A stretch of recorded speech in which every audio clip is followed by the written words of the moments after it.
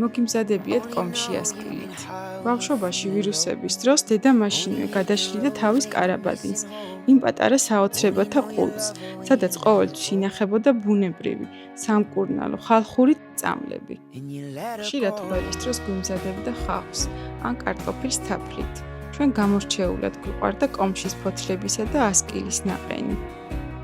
და რადგან ამ პროდუქტების ჯადოსნურად სასარგებლო თვისებების ბავშვობიდანვე მჯერა, დღეს გადავწყვიტე მომიმზადებინა კომში ასკილით, რომელსაც დავუმატე ბროწეულის მარცვლები, თაფლი, ციტრუსების წვენი.